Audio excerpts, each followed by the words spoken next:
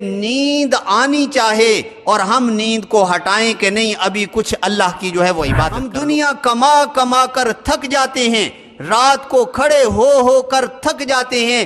آپ تاجر کو دیکھو، سارا دن رمضان کے اندر کھڑا رہے گا، رات کو کھڑا رہے گا، لیکن کوئی وقت ایسا بھی ہونا چاہیے کہ عبادت کے اندر ہمارے پاؤں جو ہے یہ اندھے لوگوں کو کیا پتا چلے کہ اللہ کے قرآن کے اندر اللہ نے کیا برکات رکھی ہے۔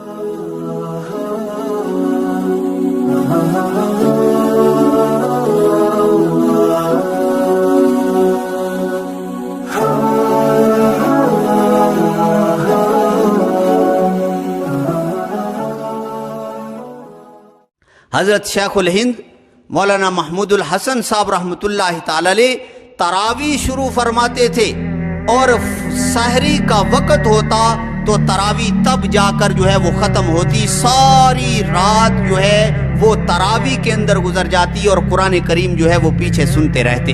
ساری رات سحری کا وقت ہوتا اور پھر تراویح ختم ہوتی اور ادھر جا کر جو ہے وہ سحری کی جاتی۔ ایک دن ایسے ہوا کہ حضرت صاحب رحمۃ اللہ تعالی علیہ وہ بیمار تھے، تکلیف تھی، کچھ کمزوری اور آپ چہرے پر کمزوری کے آثار تھے، تو گھر والوں نے حافظ کو کہہ دیا کہ آج کچھ عذر کر دینا، عذر کرنا کہ میں ذرا ٹھیک نہیں ہوں تو تھوڑے پارے پڑھوں گا، 3 سے 4 پارے پڑھوں گا۔ تو حضرت نے فرمایا چلو ٹھیک ہے، تم ٹھیک نہیں ہو تو 3-4 پارے ہی پڑھ لو۔ اس نے 3 پارے پڑھے اور پھر حضرت نے اس سے فرمایا کہ یہاں میرے بستر پر ہی جو ہے وہ آرام کر لو۔ اب وہ سو گیا تو حضرت شیخ الہند صاحب رحمۃ اللہ تعالی علیہ وہ اس کے پاؤں دبانے لگ گئے، اس حافظ کے جو ان کا شاگرد تھا اس کے پاؤں دبانے لگ گئے۔ آج تو قرآن کی قدر نہیں ہے مسلمان کے ہاں، اس کے سینے میں قرآن کی قدر نہیں ہے کہ قرآن جو پڑھنے والا ہے یا قرآن کو سیکھنے والا ہے اس پر اللہ کی رحمت اور وہاں رحمتیں کیا اترتی ہیں، یہ اندھے لوگوں کو کیا پتا چلے کہ اللہ کے قرآن کے اندر اللہ نے کیا برکات رکھی ہے، اللہ نے کیا برکات رکھی ہیں۔ آپ صلی اللہ علیہ وسلم نے ارشاد فرمایا کہ جب قرآن پڑھنے والا کوئی آتا ہے تو میں اس کو مرحبا کہتا ہوں، خوش آمدید کہتا ہوں کہ اللہ کا قرآن جو ہے وہ پڑھنے لگا ہے، کہ اللہ رب العزت اس قرآن کی طرف متوجہ ہوتے ہیں، اس پڑھنے کی طرف متوجہ ہوتے ہیں جو اللہ کا جو ہے وہ قرآن پڑھنے والا ہو۔ تو حضرت اس کے پاؤں دبانے لگ گئے، حضرت اس کے پاؤں دبانے لگ گئے تو وہ آدمی بیدار ہو گیا، اور شاگرد تھا حضرت شیخ الہند صاحب رحمۃ اللہ تعالی علیہ کا۔ تو حضرت اس نے دیکھا تو کہنے لگا حضرت میں تو آپ کی وجہ سے ہی تراویح تھوڑی پڑھی ہے، قرآن کریم تھوڑا پڑھا ہے، اگر آپ نے ایسا کرنا ہے تو پھر اٹھیں، ٹھیک ہے، اسی طرح جو ہے وہ تراویح پڑھتے ہیں۔ اور انہوں نے پھر شروع کر دی نماز، اور ساری رات جو ہے وہ پھر نماز کے اندر جو ہے وہ گزار دی۔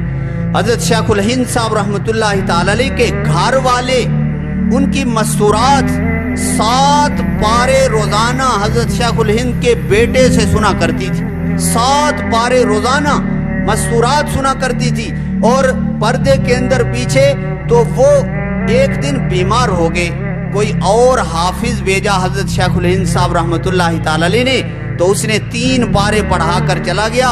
ان عورتوں نے جو ہے وہ اس کا اعتراض کیا کہ اس نے ہمیں آج جو ہے وہ تھوڑے جو ہے وہ پارے پڑھائے، اتنی کثرت سے عبادت۔ اس لیے آج ہماری آنکھیں، کبھی ایسا وقت ہونا چاہیے کہ یہ پاؤں عبادت میں تھک جائیں۔ ہم دنیا کما کما کر تھک جاتے ہیں، رات کو کھڑے ہو کر تھک جاتے ہیں۔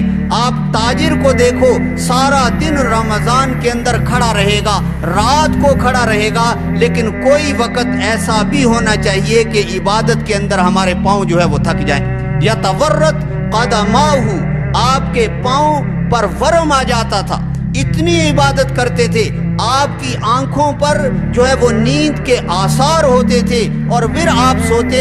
کبھی ایسا وقت بھی آنا چاہیے کہ نیند آنی چاہے اور ہم نیند کو ہٹائیں کہ نہیں ابھی کچھ اللہ کی جو ہے وہ عبادت کر لو، کہ یہ آنکھیں اگر اللہ کے عبادت میں، اللہ کی خوف میں جاگیں گی تو تو کل اللہ کا دیدار ہوگا.